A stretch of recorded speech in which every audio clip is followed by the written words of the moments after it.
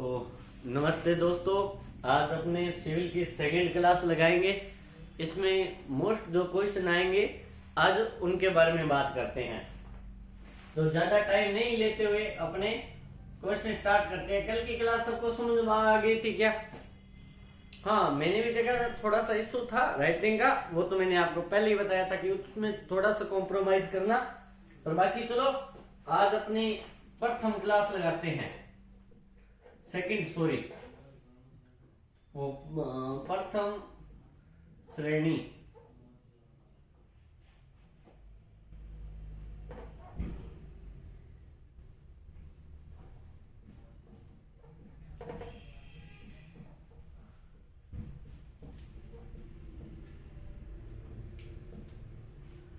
इसके बारे में कोई मुझे बताएगा क्या?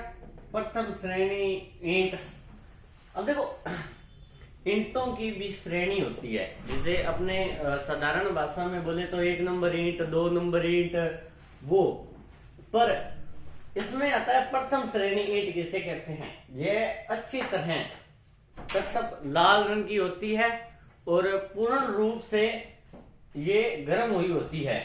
इसका आकार एक समान आकार होता है, जो निर्माण में होता है उसका यही आकार होता है। इसकी स्केच चिकनी होती है। यह उच्च गुण व उच्च कार्य पर निर्भर होती है। क्यों? क्योंकि इसे प्रथम कहते हैं। जो भट्टी के अंदर तप कर बढ़िया तरीके से जो ईंट का निर्माण होता है वो प्रथम होता है, जिसे अपने 1 नंबर ईंट बोलते हैं। 1 नंबर भी आती है, 2 नंबर भी आती है, 2.5 नंबर भी आती है। ईंटें अलग अलग प्रकार की होती है, अलग अलग नहीं बनती। इन्हें एक बनाते समय अलग अलग क्वालिटी की ईंटें निकलती है। जिसमें ज्यादा ताप नहीं लग जाता है वो थोड़ी खराब हो जाती है। जिसमें मीडियम जो प्रॉपर ताप लगता है तब अपने 1 नंबर बनती है। चलो इसका लिखते हैं उत्तर।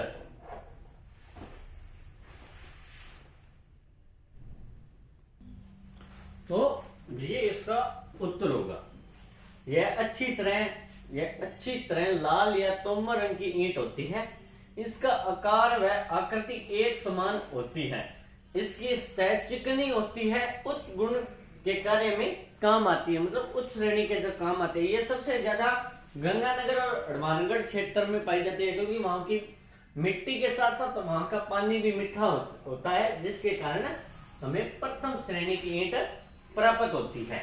और भी बहुत जगह है, पर एक उदाहरण के लिए हनुमानगढ़ और गंगानगर क्षेत्र की बात आती है। तो एक चीज और बता दूं, जो ईंट होती है ना, वो उसका आपको एक चित्र भी बना ही देता हूं। यहाँ पे आती, पता नहीं क्या हो गया, कितना बढ़िया चित्र बना था। ये मान लो ईंट है आपकी। ये अंदर से भी एक थोड़ा सा ऐसी होती है। यहाँ पे नाम लिखा होता है। फिलहाल मैं मेरी ही ईंट चला रहा हूं, ठीक है। मैंने मेरे नाम से चला ली, वैसे चले ना चले, ऐसे तो अपनों ने अपने नाम की ईंट चला ली। ये बहुत महंगी है, ये आपको नहीं मिलेगी, ठीक है। तो अपने इसकी बात करें तो एक जो सुमानर और प्रथम श्रेणी की ईंट होती है, इसकी लंबाई होती है 9 इंच।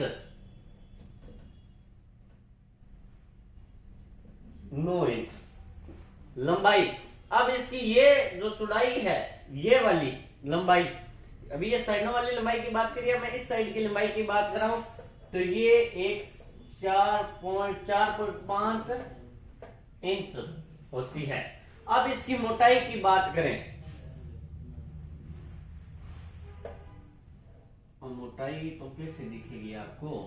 कोशिश करो कि आपको मोटाई दिख जाए। चलिए थोड़ा सा देखो, इसको थोड़ा सा मुझे सही करना, ठीक है। और ये भी थोड़ी सी ज्यादा होगी, तो ये यहां से ठीक है। देखो यार, आपके लिए मैंने अपनी ईंट बनाई, क्या बात है। अब जो ये चौड़ाई है ना इसकी, ये वाली, ये होती है 3 इंच। समांतर ईंट, जो एक समान ईंट होती है उसकी ये होती है लंबाई चौड़ाई और ठीक है, ये है एक ईंट का जो सही प्रथम श्रेणी की ईंट होती है। वो चित्र बनाओगे तो बढ़िया है, आपको 1 नंबर और मिल जाएगा।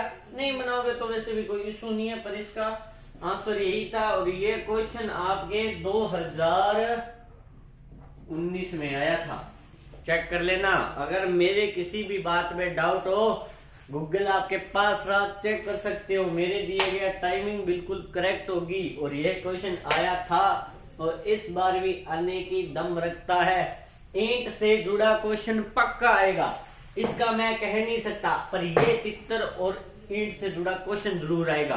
तो आप मैं ये कहता हूँ इस क्वेश्चन की तैयारी कर लीजिए बढ़िया से, ये क्वेश्चन 100% आएगा। ईंट का क्वेश्चन आ जाए तो थोड़ा सा सब्जेक्ट में समझाइए तो चित्र बना देना मेरे दोस्तों। हेडिंग आपकी कैसी होगी इसका मैं कह नहीं सकता, पर चित्र में आपको पक्का नंबर मिल सकता है। एक इसमें ये होगा, एक प्रथम हो गया, एक प्रारंभिक भी आ सकता है। प्रारंभिक ईंट किसे कहते हैं तो भी यही चित्र चलेगा आपका। बस नीचे हेडिंग जरूर डालना, चित्र बनाने के बाद किस चीज का चित्र है उसका नाम लिखना। आपको पता है, एग्जामिनर नहीं को नहीं पता, उसको बताना पड़ेगा। यहाँ पे लिखना पड़ेगा चित्र, फिर लिखा प्रथम श्रेणी ईंट। तो ये था दोस्तों ईंट का। अब अपने बात करते हैं पंग मील को समझाइए। अब आप ये ना पंग मील, ये भी ईंट। अब सिविल में आप तो इतना सोचा मकान बना लिया, सिविल में मकान ही नहीं आता अकेला, सिविल में बहुत कुछ आते हैं। सिविल में पेड़ का तना भी आता है, पेड़ की लकड़ी भी आती है, ये सिविल का ही है। सिविल इंजीनियर बहुत प्रकार के होते हैं। तो अब आपका जो अगला क्वेश्चन है वो है पंग। पंग मील को समझाइए।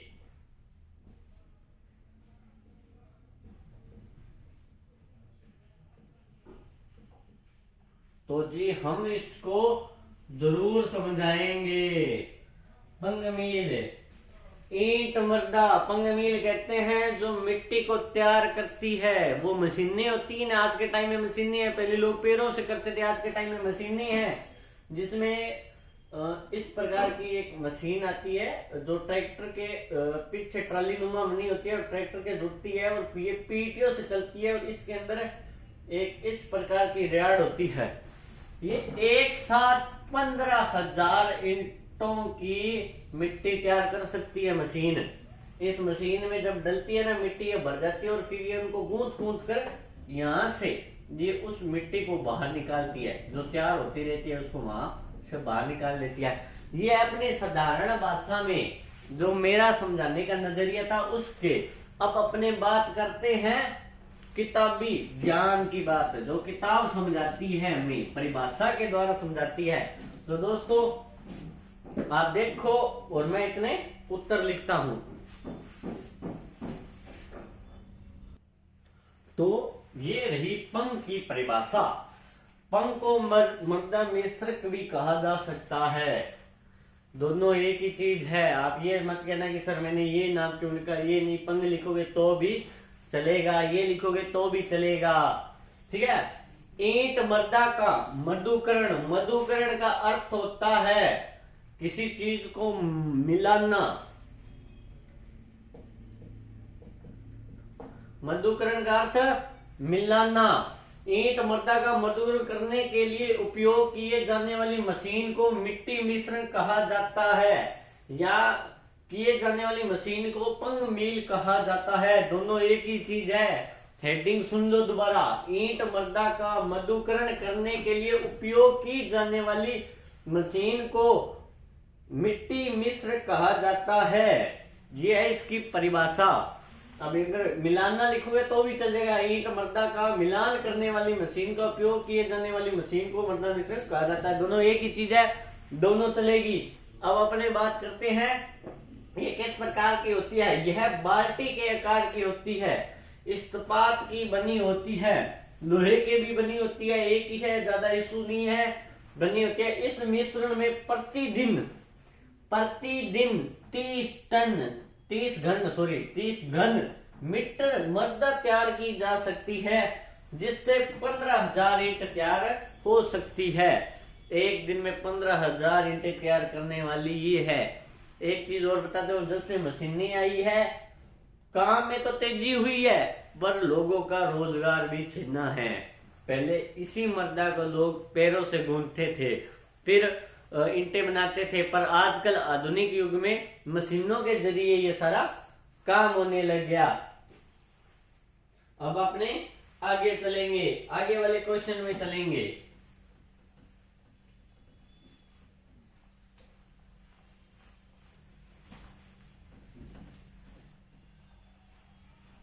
ये जो मैंने पंग वाला क्वेश्चन कराया ना आपको, ये क्वेश्चन है 2018 में आया था, ऐसा कैसा सेम टू सेम डिट्टो, कोई चेंजिंग नहीं। 2018 में ये क्वेश्चन आया था। एक क्वेश्चन ये भी है, विनीर या पत्थर क्या है, या क्या क्या क्या होता है। विनीर पत्थर क्या होता है, विनीर भी बोल दो पत्थर भी बोल दो, क्वेश्चन कैसे भी आ सकता है, ये आपको समझना होगा। यह बेहतर गुणों की लकड़ी होती है। आपने कभी गए होंगे तो लकड़ी की पतली पतली चादरें आती है, चादरें समझ रहे हो ना, पतली सी चादर आती है, उनकी कीमत बहुत होती है। वो जो हाई क्वालिटी की होती है ना, उन्हें विनीर या पत्थर कहते हैं। इसकी परिभाषा कैसे होगी वो मैं आपको लिखा देता हूं, ठीक है।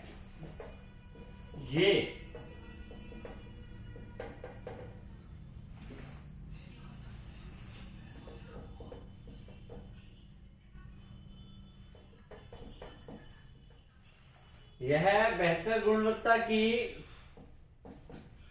लकड़ी होती है, या फिर यूं लिखे, यह बेहतर गुणवत्ता लकड़ी की पतली चादर वो नहीं जो अपने ओढ़ते हैं, ये ओढ़ने वाली चादर नहीं है।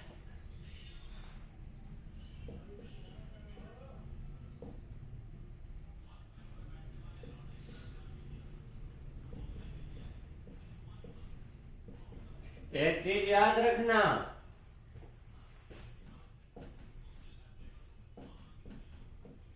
बताता हूं, एक मिनट लिख लेता हूं। विनीर की मोटाई, विनीर की जो मोटाई होती है वो 0.40 मिमी से 6 मिमी तक होती है।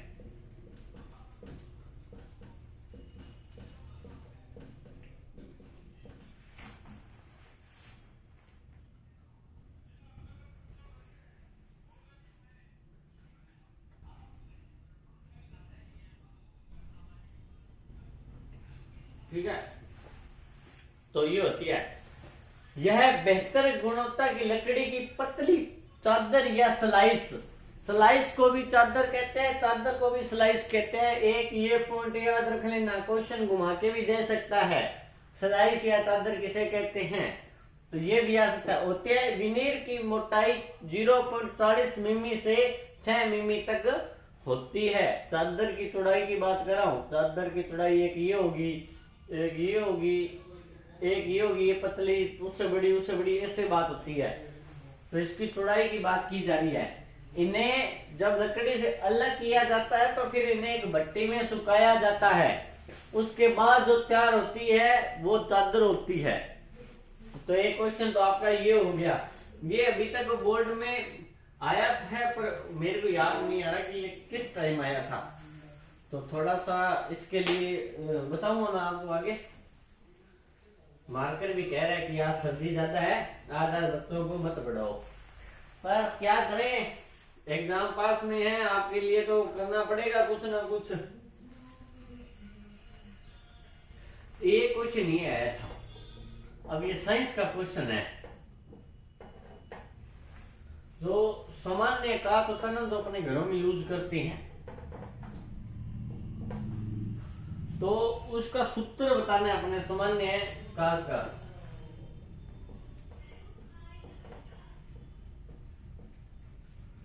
रासायनिक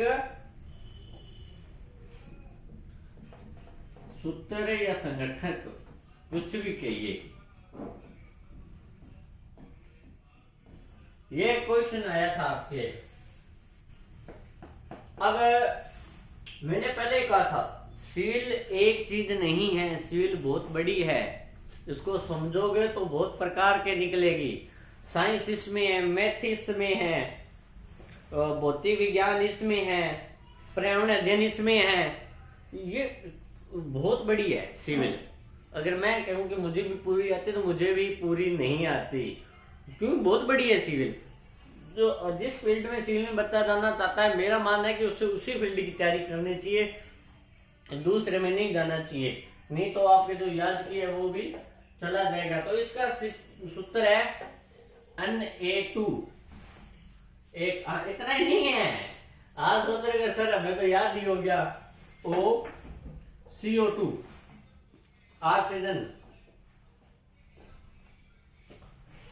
इसका क्या था सूत्र? ओके, CaO है, CaO।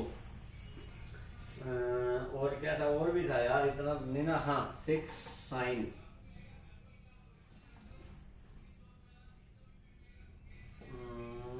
O2, ठीक है, O2, ये इसका सूत्र है। पिछले जो एग्जाम हुए थे सेकंड ईयर के, उनके एबीएस अध्याय में ये क्वेश्चन आया था, और ये क्वेश्चन था 7वां नंबर क्वेश्चन। अब मैंने इतना तक बता दिया, 2022 में आया था एबीएस अध्याय में। अब इससे ज्यादा तो मैं क्या बताऊं, पर्सन भी आपको बता दिया, 7वां नंबर पर्सन था। अब चाहे मैं रट के आऊं कैसे भी आऊं, आपको तो समझा रहा हूं ना, तो आप समझिए। तो इसका सूत्र ये है, सामान्य कांच का रासायनिक संगठन लिखिए या सूत्र लिखिए, तो ये उसका सूत्र है या संगठक है, ठीक है। CA2O CaO 6 साइन O के घात 2। साइंस कौन है भाई, अपन साइंस कौन है, अपन साहब बोला। अब एक क्वेश्चन ये भी था, ईंट किसे कहते हैं?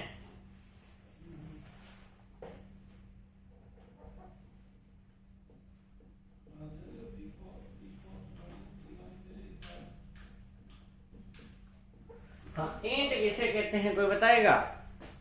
मुझे इस सवाल का जवाब चाहिए।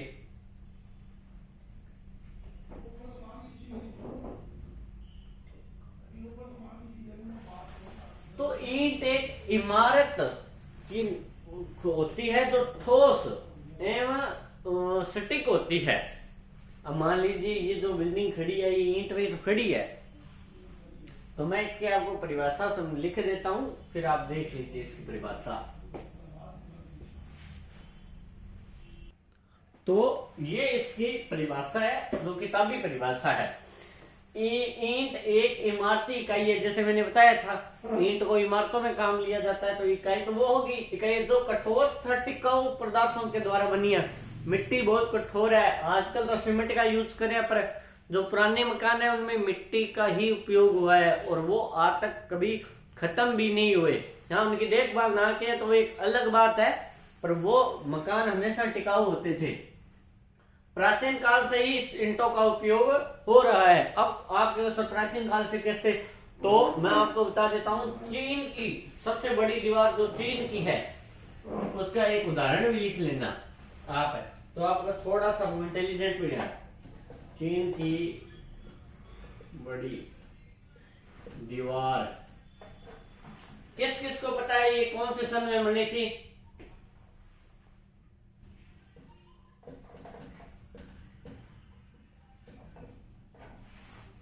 किसी को पता है तो कोई बता सकता है क्या? आप में से किसी को पता है तो मुझे बता सकता है क्या इसका चीन की दीवार का सन? मैं भूल गया हूं थोड़ा।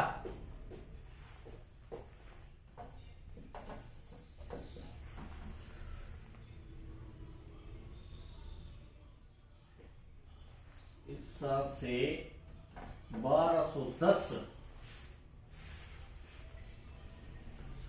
ईसा से 1210 ईसा पूर्व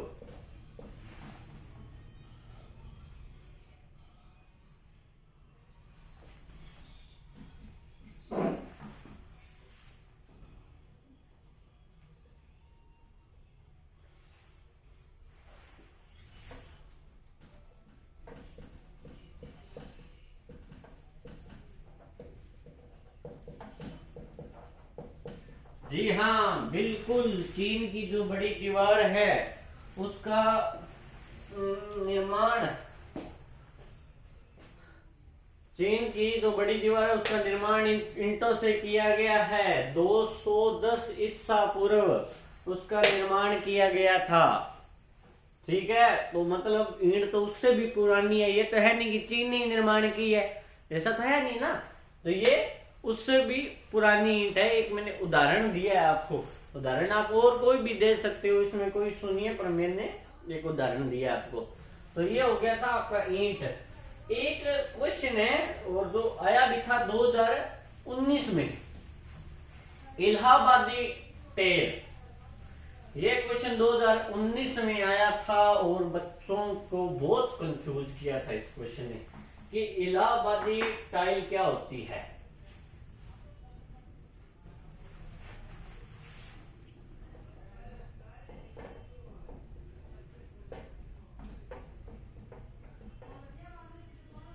इलाहाबाद टाइल को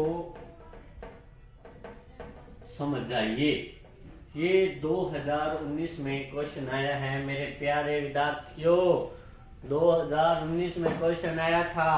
इलाहाबाद टाइल को समझाइए, या यूं लिखे इलाहाबाद टाइलों को समझाइए, या इनके सपेक्ष कीजिए, या इनको पूर्ण वर्णन कीजिए। कुछ ऐसा क्वेश्चन था इलाहाबादी टाइल। तो मैं पहले चित्र बना के तो बता ही देता हूँ। इलाहाबादी टाइल होती है वर्ताकार, जो आजकल के लोग डिजाइनों में उपयोग नहीं करते, ऐसे जो ऐसे थोड़ी सी ऐसे बने। सॉरी यार, मेरा तो चित्र में भी बहुत प्रॉब्लम आ रही है। वर्ताकार होती है जो एक प्रकार की ऐसी बनी होती है, ऐसे जो अपने डिजाइन बनाते हैं ना, जो भी डिजाइन होते हैं ऐसे। सॉरी, मेरे वाला चित्र तो बहुत ही बढ़िया है, क्या बताऊंगा था। इन साल की टाइल है नहीं आपने छज्जा ऊपर लगावा, या साउथ की तरफ सबसे ज्यादा उपयोग किया जाता है फिल्मों में, तो आपने देखा ही होगा घरों के ऊपर कुछ इस प्रकार की टाइलें सी लगी होती है, जो साइडों में, मैं छत की बात नहीं कर रहा हूँ, छत के जो साइडों में से अपने प्लेस लगाते हैं ना, डिजाइन देते हैं, उस डिजाइन पे ऐसी टाइलें होती है जो ज्यादातर लाल रंग की होती है। ये टाइलें इलाहाबादी टाइल होती है। इन्हें ही इलाहाबाद कह रहे हैं। क्यों? क्योंकि इनका जो निर्माण है वो इलाहाबाद में हुआ था, इसलिए इन्हें इलाहाबादी टाइल कहते हैं। अब आइए इनके बारे में लिखा जाता है।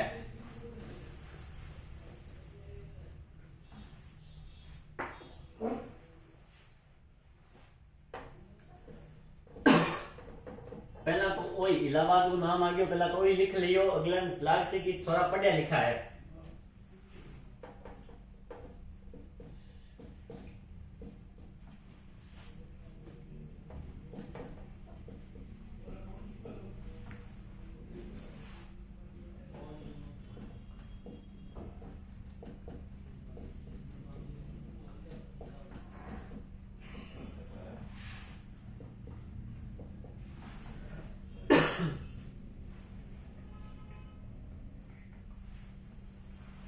ठीक है, क्या था, इलाहाबाद शहर के नाम पर ही इनका नाम रखा गया है। ये टाइल अर्ध गोलाकार, जैसे मैंने आपको बताया था, क्योंकि ये पूरी गोलाकार नहीं होती इसलिए अर्ध गोलाकार।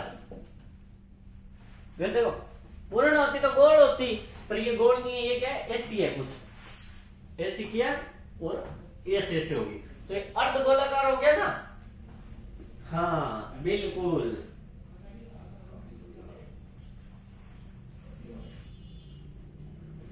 अर्धगोलाकार टाइल होती है।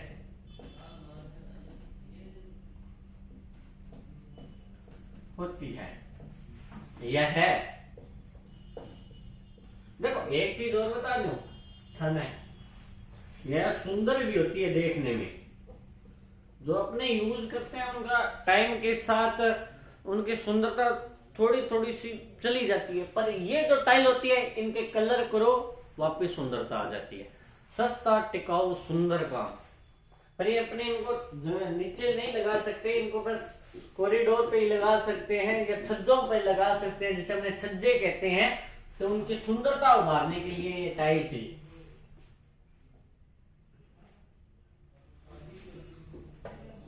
ये मजबूत भी होती है, इतनी भी हल्की नहीं होती। सुंदर टिकाऊ और मजबूत भी लिखी ना।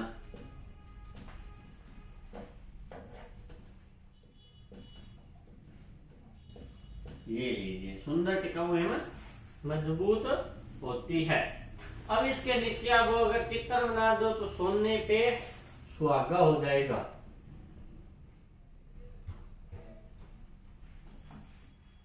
और ये वाला थोड़ा सा सिस्टम, बस बस बस।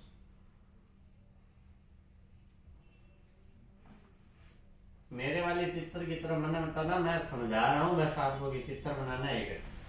मेरे वाला तो नीचे जाके जमा ही खत्म हो गया चित्र। तो ठीक है, ये था आपका इलाहाबादी टाइल और ये क्वेश्चन आपके 2019 में आया था। मेरे प्यारे विद्यार्थियों, थोड़ा सा इस क्वेश्चन पे ध्यान दे लेना। मेरी तरफ ध्यान मत दो, मैं तो इसे थोड़ा सा करता रहता हूँ बालकों का। ठीक है, तो ये आपका क्वेश्चन था। तो इसके अलावा अपने अगले क्वेश्चन पे चलते हैं, इसको मिटाते हैं हम। तो आपको अब इलाहाबादी टाइल तो मैंने बता दी। अब देखते हैं अगला क्वेश्चन क्या है। मैंने जैसे अभी आपको एक कराया था इलाहाबादी टाइल, इन्हें एक नाम और से भी जाता है इंटरलॉकिंग टाइल। इलाहाबाद टाइल को एक और नाम से जाना जाता है इंटरलॉकिंग टाइल। तो उन्हें दो नाम से जाना जाता है। अब अपने बात करें विशेष निर्माण सामग्री क्या है।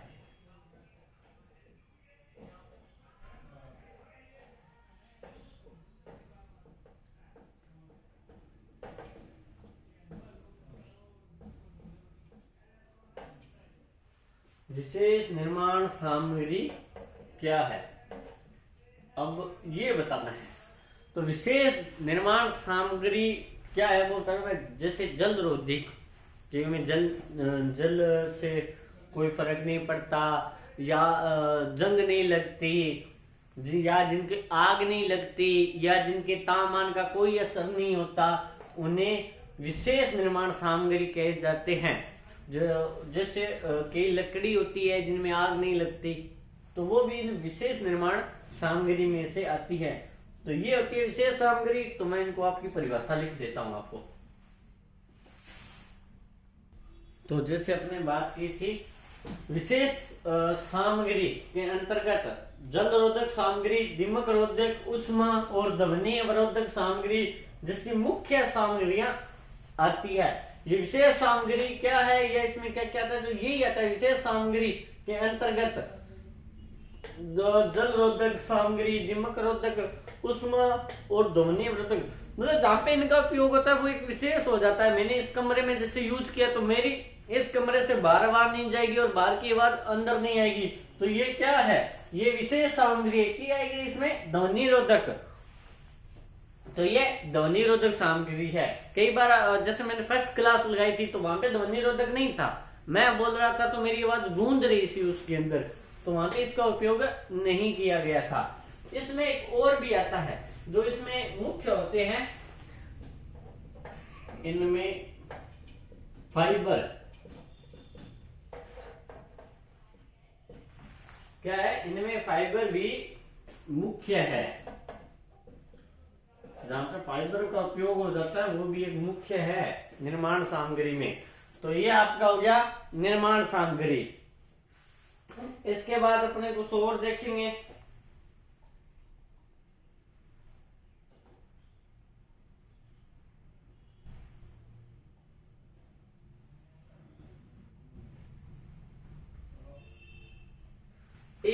क्वेश्चन आपको अगर याद हो ना तो आपकी किताबों में भी था 10वीं के अंदर, जूट जूट जूट जूट क्या है, जूट, और ये यहाँ पे भी आ गया। तो 10वीं की पढ़ाई बढ़िया से की होती तो इसमें काफी काम आती। जूट क्या है, जूट के रेशो, आप जूट का एक पौधो तो भी तैयार हुआ है जूट, अगर कहीं ध्यान हुआ तो के रेशो से बने होते हैं।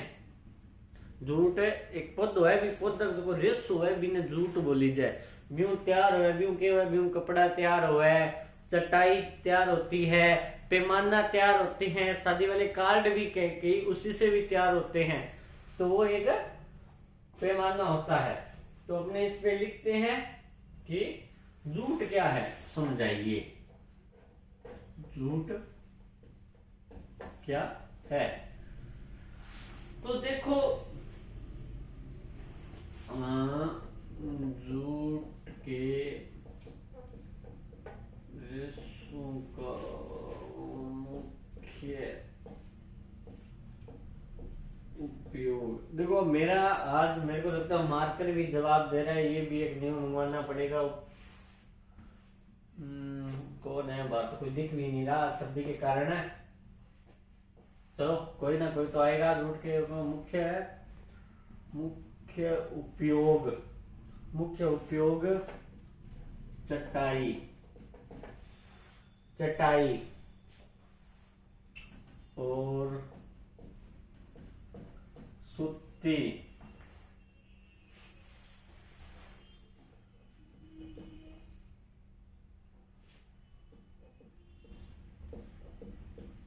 प्रसंस्करण में, अटा सूती कपड़े हो जो मैं लिखूं में किया जाता है। जूट भी महंगा है, इतना भी जूट सस्ता नहीं है।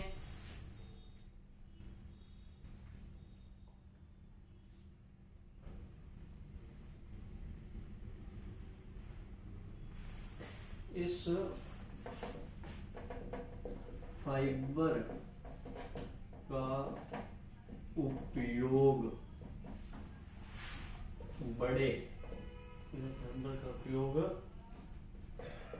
कार्ड निर्माण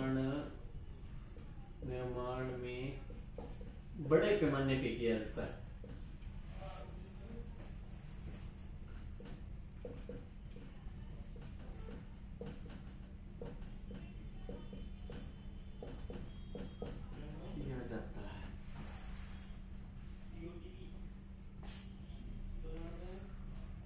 तो ये था आपका जूट। जूट के रेशों का मुख्य उपयोग चटाई और सूती प्रसंग या सूती कपड़े बनाने में किया जाता है और इसका ज्यादातर और बड़े पैमाने में उपयोग कार्ड बनाने में, इस फाइबर का उपयोग कार्ड बनाने में बड़े पैमाने में इसका उपयोग किया जाता है। ये था आपका जूट।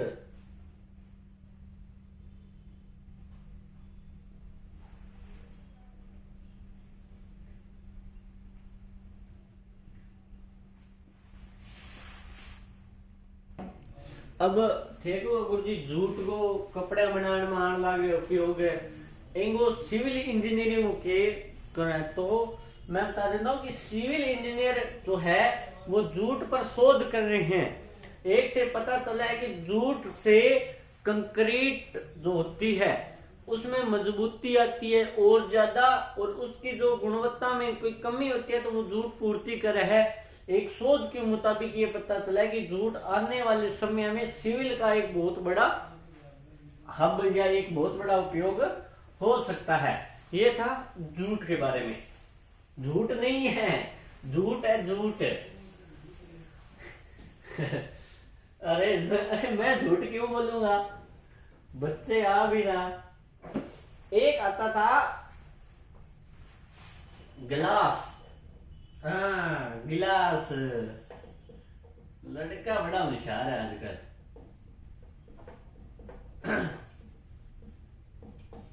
अरे ओ गिलास फाइबर है, पीना लो गिलास को नहीं, ये गिलास फाइबर है। बच्चे ना कुछ कहो ना तो सिर पे चढ़ जाए। गिलास फाइबर क्या है? इसके आगे आप ये भी वह गुण व अवगुण लिखिए या बताइए, कुछ भी हो सकता है, ये कोई बड़ी बात नहीं है। ये क्वेश्चन 2017 में आया था आपके, और ये क्वेश्चन साहब 5 नंबर का था। अब इतना बता दिया, अभी भी मेरे से उम्मीद और रख रहे हो कि गुरुजी की और बता दे, तो और तो बताऊंगा, ठीक है। गिलास फाइबर क्या होता है, आपने देखो, एक तो कांच होता है जो आसानी से टूट जाता है, जिसके पर आजकल जो बच्चों में जो ये कांच उपयोग होता है ना, जिसके मतलब अगर वो टूटता है तो किसी को लगती ही नहीं है, ऐसे पॉइंटों छोटे छोटे टुकड़ों में वो खिंड जाता है, या फिर उस पर कोई चीज लगती है तो वो टूटता नहीं है, चिपका रहता है, पर वो वहां से थोड़ा सा क्रैक हो जाता है, अंदर की ओर चला जाता है। जैसे मान लो कि मैंने इसको इस पे मारा, तो ये कांच है पुराने वाला, तो ये क्या होता था ना, टूट जाता था, जिससे किसी के लग सकती है। पर आज वाला जो कांच है, अगर मैंने किसी चीज के, ये ऐसी चीज है, इस पे मैंने मारा तो ये ऐसे अंदर की ओर हो जाएगा, ये टूटेगा नहीं और किसी के लगेगा नहीं, तो वो होता है ग्लास फाइबर। तो हमने इसके फाइबर के बारे में कहते हैं।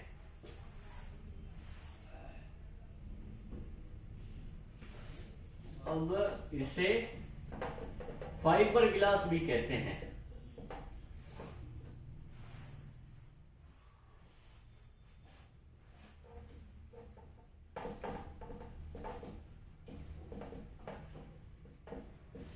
अरे मन ध्यान है, ऊपर लिख रहे है, पर एग्जाम में क्वेश्चन में नंबर पर डिपेंड करे, नंबर कितना है, 5 नंबर को है तो मेरा 1 लाइन लिखने में के जावा है, मैं तो बढ़ाने की कोशिश करूंगा नहीं, 2 लाइन हम 5 नंबर कोई कौन जाए, वो कम से कम 10 लाइन लिखूंगा, जब 5 नंबर देने को यार।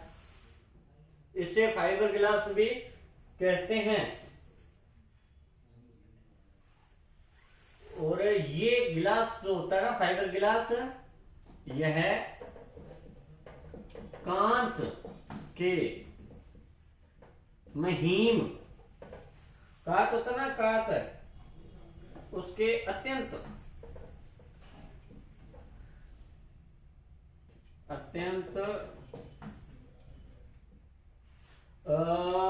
महीन रेशों से बने होता है, रेशों से बना होता है। कोई भी क्वेश्चन करो, अगली लाइन लिखने से पहले एक ये जरूर लगा देना। अब एक ये रहा, इसका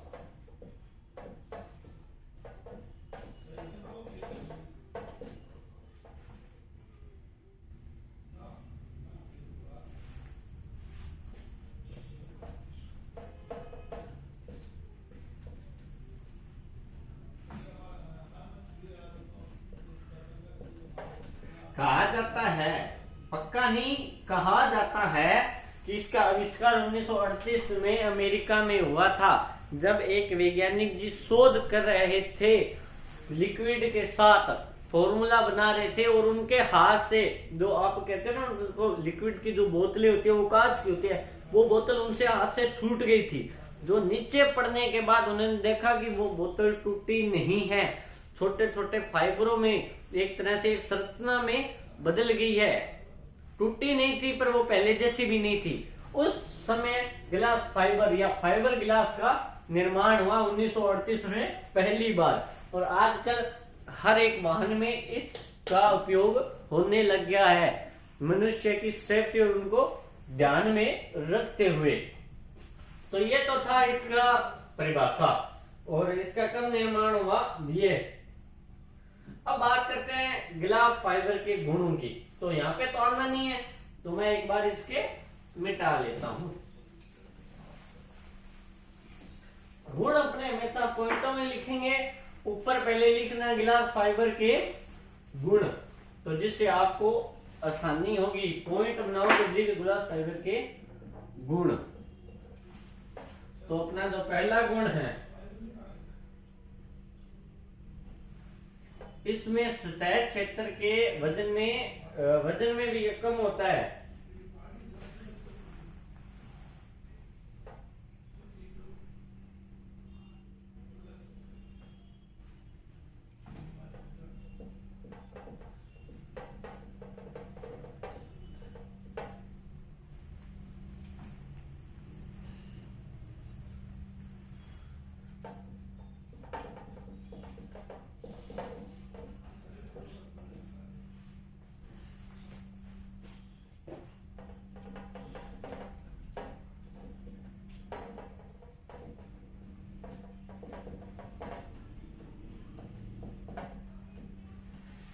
इसमें सतह क्षेत्र का के सॉरी इसको क्या होगा कहाँ के इसमें सतह क्षेत्र का वजन से उच्च अनुपात होता है। सही है। इसमें सतह क्षेत्र के वजन से उच्च अनुपात होता है।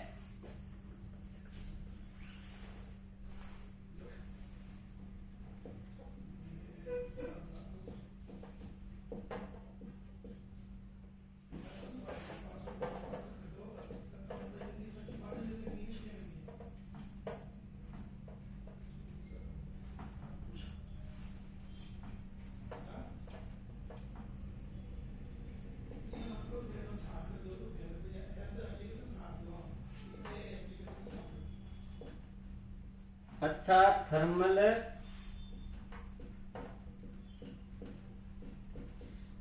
इंसुलेशन होता है। जो मैंने आपको पहले ही बताया था, जो इसको टूटने से खिंडने से अलग होने से बचाता है। इसके पास एक अच्छा थर्मल इंसुलेशन होता है। ये हो गया इसका दूसरा।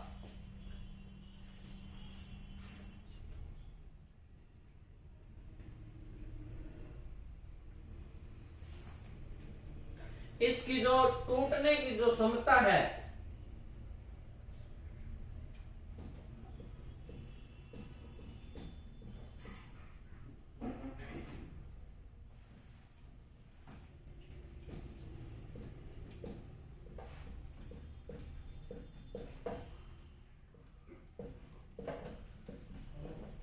इनकी स्पीडमेंट क्षमता कम होती है, पर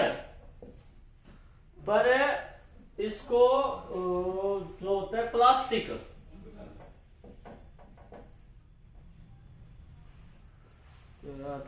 क्या था प्लास्टिक की सहायता से मजबूत बनाया जाता है। वो बनाया जाता है। अब मैं एक चीज और बता दूं, ऑनलाइन थे गुण दोष में भी उपयोग कर स्कोर गुण में भी उपयोग दुनम है। इसकी स्पीड क्षमता कम होती है, गुण की होगी। इसकी स्पीड क्षमता कम होती है, पर प्लास्टिक की सहायता से मजबूत बनाया जाता है। ये इसका गुण हो गया। ठीक है।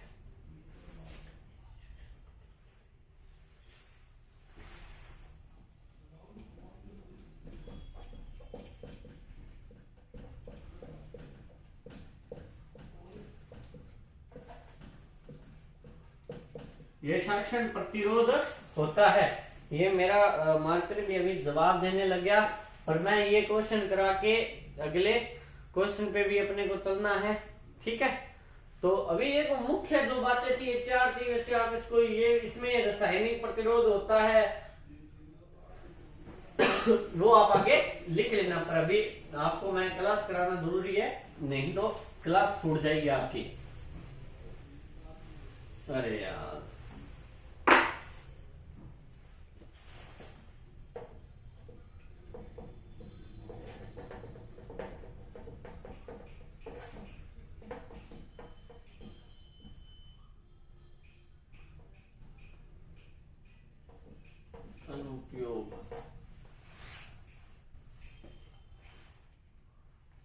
अनुप्रयोग।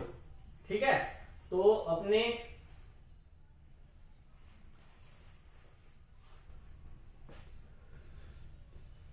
ये जवाब कैसे दे रहा है,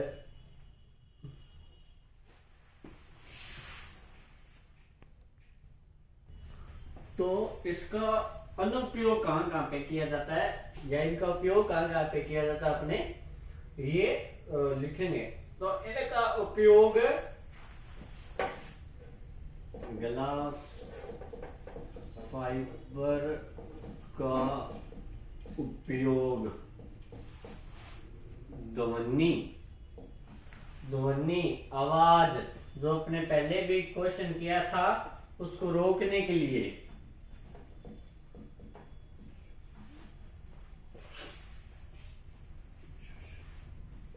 अवशोषण करने के लिए उन्हें रोकने के लिए या शोषण करने के लिए होगा। एक उसमें उष्मा का भी था,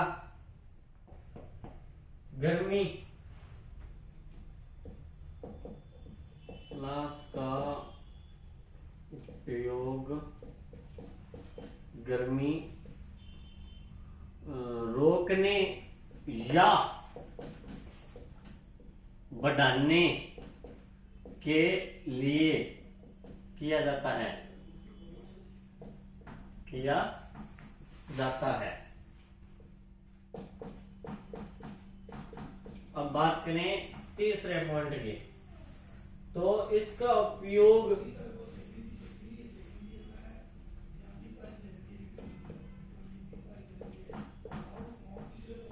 जल प्रणालियों को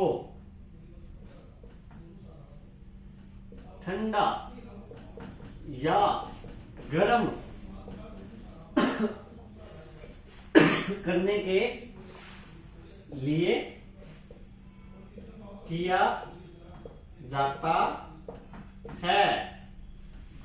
ये हो गया।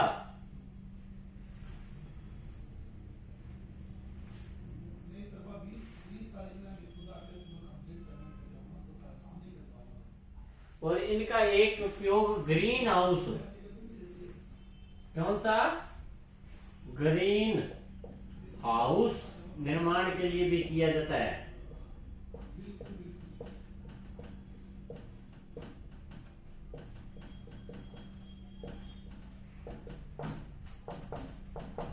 तो सॉरी दोस्तों, मैं कुछ देर और करवाने वाला था आपको, बट आज इसने जवाब दे दिया। कभी आप जवाब दे देते हो, क्या करें किस्मत का। चलो आज छोड़ो, आज के आपका ये टॉपिक हो गया। अब अपने कल देखते हैं क्या कराएं क्या नहीं कराएं।